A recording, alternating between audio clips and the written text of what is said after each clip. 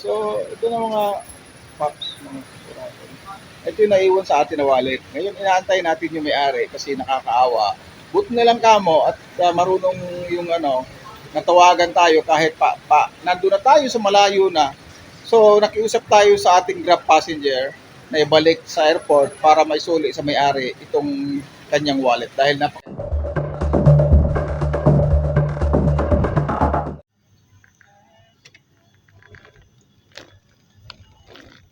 hello po, may naiwan po sa ating wallet ngayon at nandun na sila sa airport.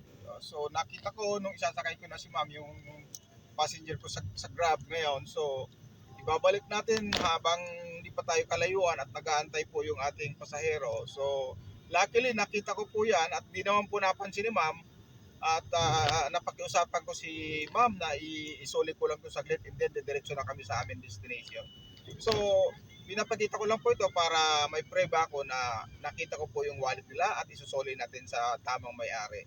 At nabanggit ko rin po ito sa aking pasahero kay ma'am na kailangan ibalik natin ito sa may-ari dahil nararapat na isuli at hindi ito atin. So yun lang po mga paps, mga kauguradon, at isusoli po natin ito sa kanya. At on the way na kami sa airport ngayon kasama ang aking pasahero. At buti na lang po maunawain po yung ating pasahero. Salamat po. God bless po. So, ito na mga paps, mga kurapon. Ito yung naiwan sa atin na wallet. Ngayon, inaantay natin yung may-ari kasi nakakaawa. Buti na lang kamo at marunong yung natawagan tayo kahit nandun na tayo sa malayo na.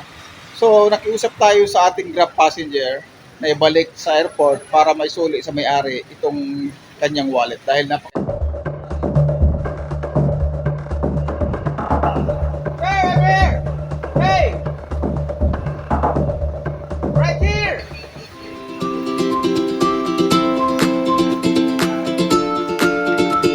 So ayan na, paparating ko siya para masulong natin. Your wallet, my friend. So I'll try to make a record so that I have evidence that I'll record it to you.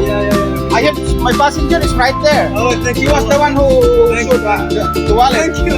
Yeah. So I have honest to goodness. I didn't see it. So you're welcome, my friend. Thank you so much. Okay. Okay, thank you. Bye-bye. Thank you. Yeah, next time be careful. Always careful. Okay, bye-bye. Sige. Bye-bye. Yun lang mga pap. Maraming salamat. Ayun mga Oragon, mga kaibigan dyan sa ating mga nakasubscribe sa atin. So yun nga po, na-edit na natin at naisoli at naibalik yung wallet na naiwan sa atin. Gusto ko lang pasalamatan yung aking pasahero, si Ma'am Bon, na galing sa may Pasay, sa isang residential condominium at nagpahati dito sa Cainta. Dahil actually nung inassist ko sila, nakita ko yung wallet nandun sa may bandang malapit sa upuan nila. So, sabi ko, ma'am, excuse me sandali para may nakita akong kakaiba. Sabi ko, nung umusog siya ng konti, nakita ko nga, ayun nga, wallet. So, yun, yung wallet nung estudyante na naisakay ko sa Malati at nagpahati doon sa Pacific Star sa may Vito Cross. Buti nilang kamo, yung isang kasama nila doon nang galing sa Malati ay may nagkataon na wala silang cash. Sabi niya sa akin, can I use my GCash to pay you going to Pacific Star and Vito Cross? Sabi ko, yes.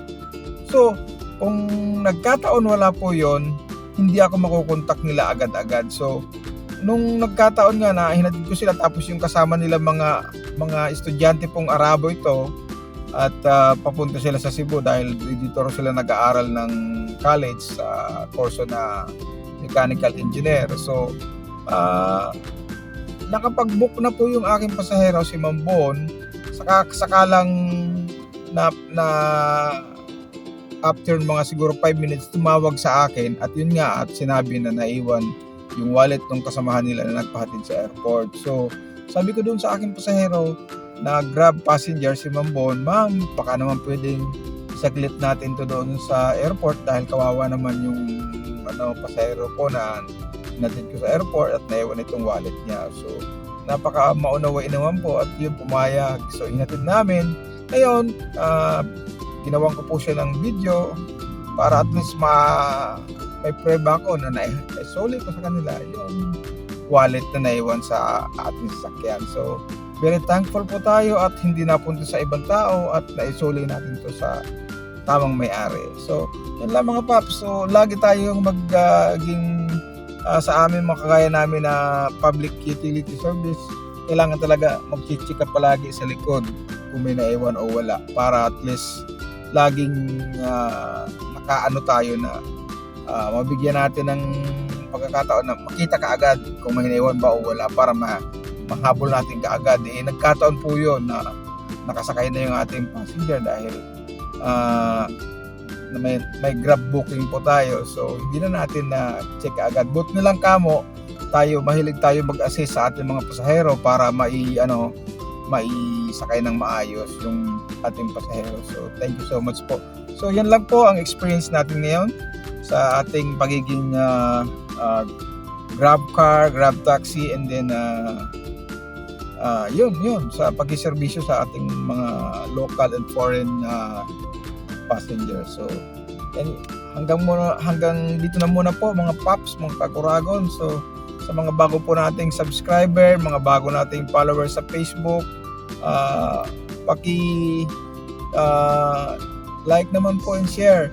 So sa ating pasahero na nakaiwan, watch this video because you are in my YouTube channel and you are part of my content because of you left your wallet to my grab taxi. So thank you so much my friend, and share to your friend that you ride on the honest grab driver. So that's it for tonight. Maraming salamat po. God bless. Bye bye. Peace out.